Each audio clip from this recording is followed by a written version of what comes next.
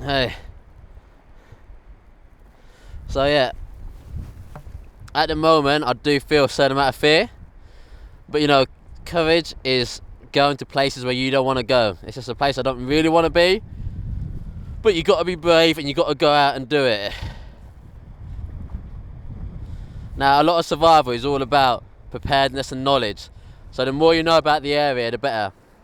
I've already spent a night out in a dinghy, much smaller than this, out in an estuary near the English Channel. So I kind of know, I kind of know I can survive the nighttime temperature just about, and it kind of depends if it rains. If it starts to pour down, then my temperature's going to drop massively. Now, look, at the end of the day, you can't control. At the end of the day, you can't control your destiny.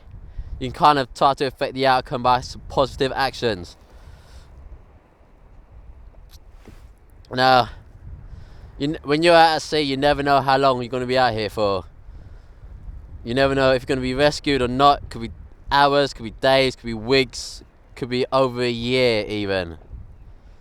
So this kind of brings down, well, this kind of like relates to the whole Stockdale paradox, where kind of a military man from Vietnam would see that the most optimistic soldiers wouldn't survive, as they weren't able to deal with the kind of the punishment and the defeat and the losses. But the ones who are more realistic or even pessimistic were able to survive, as they could deal with the shortcomings and the trials and the tribulations better.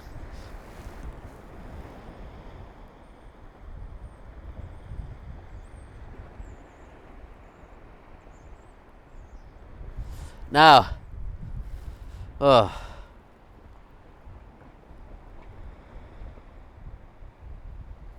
okay, so at the moment, do I feel scared? Yeah, 100%. You know, I'm out in the sea. It's not a place where I'm very comfortable at. I'm out here alone, so if anything goes wrong, I could end up dying. Like, fear can be very disabling, but it's all about trying to manage your fear so it doesn't affect you, because once the fear overcomes you, then all your decision making in any survival situation is going to leave you making the wrong decisions, you know? You got to use your brain and not just think.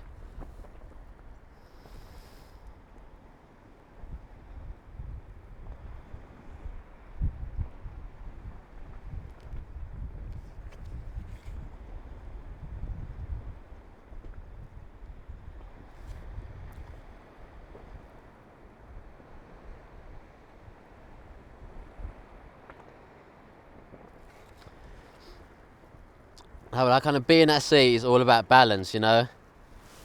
Like, on your dinghy, you keep your legs wide, you want to spread your body weight all over. You don't want to be standing up really at all, because you're risking your chances of falling in much more than if you're just lying down, you know?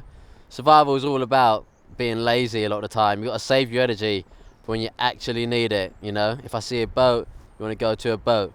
And obviously, I am at a safe distance, you know? I'm not, you know, trying to put my life in too much jeopardy. So, you know, if I need to get to the shore, I'm sure I will be able to. But, you know, I'm at a deep enough distance, you know, to kind of make it have that danger involved.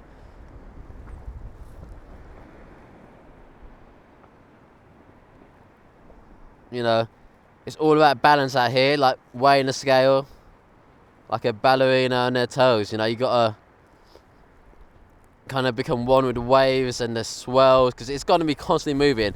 The sea is constantly moving, and you just need to be able to adapt with that, you know? The tides come in, the tides go out. Around about every, you know, 5.5 hours, the tides will come in and they'll go out and keep on going. You know, it'll be in twice a day and out twice a day on average. You know, the sea can drag you deeper, especially when the tides come in back out. So you got to be careful to make sure you don't get kind of dragged out in a dangerous situation. Because once you're out there, you never know what's going to happen, you know. If you're too far from the shore, you may never get back, and that's how people die, you know. In 2016, that's when the most deaths on the UK coastline were. It's the record high at the moment, at around, I think, 362 2016. So I want to make sure I do not become one of those figures for 2017.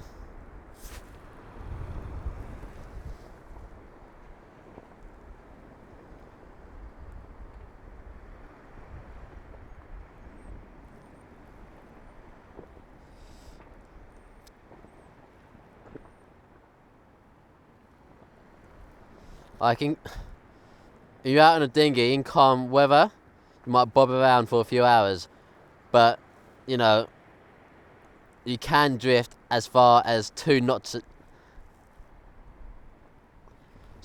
In calm weather, sure, you may be able to bob around the same place in the sea for a few hours, but you know, if you are moving a lot, if your dinghy's moving a lot, let's say at a rate of like 2 knots, then you can move up to like 50 miles a day, which is going to put you out of place. So if a certain rescue team's trying to find you, they're not going to find you, because where you were one day is not going to be where you were the next day. That's 50 miles in any direction you could have gone. So that's increasing the search area infinitesimally.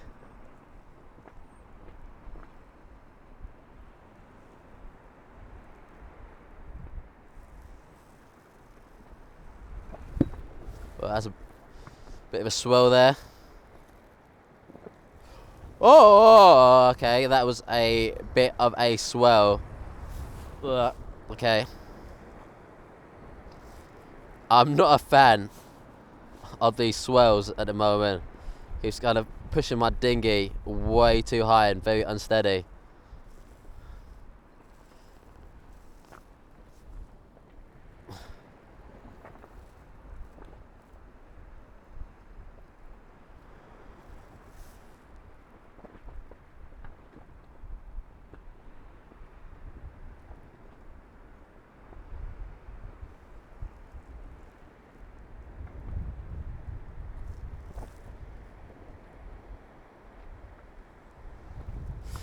Now, quite a bad thing about the sea compared to many other environments, say up in a mountain, say over, even in a desert, you know, there are markers of the geography. You know, in a desert, depending on the desert, it may be quite hard, but you know, like if you find a tree, you see a tree in the distance, you see a sand dune in the distance, you know where you are from there. If you're on a mountain, you got very good markers of locations. Out in the sea, there's no markers. Everywhere looks the same in every direction. So you kind of got to be aware of that. So kind of the main thing you need to be aware of is kind of the orientation, you know, your north, south, east and west. If you know that, and you know where the landmass should be from there, then that's your best bet.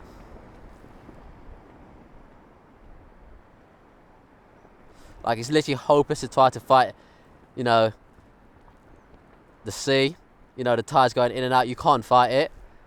You know, you're going to exert way too much energy trying to fight it versus doing anything else.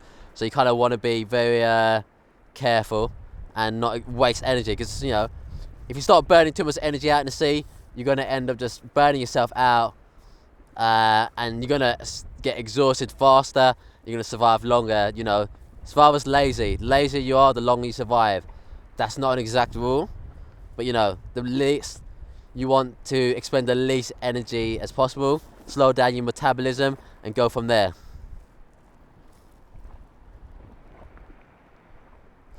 You know, if you go past a certain point and you get dragged out too far, then you may never actually come back. You might find yourself in a shipping lane and get sucked in by a ship.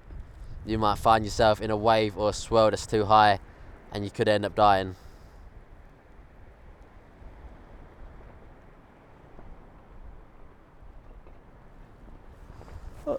Whoa, yeah, that wasn't too stable.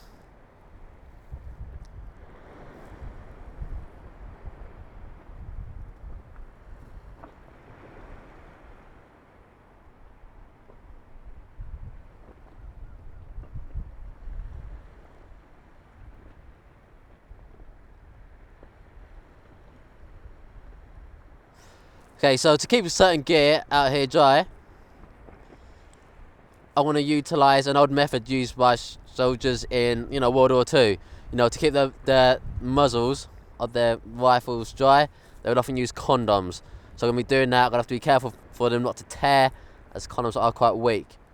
So sit over like weirdly shaped objects, they will be quite difficult. But yeah.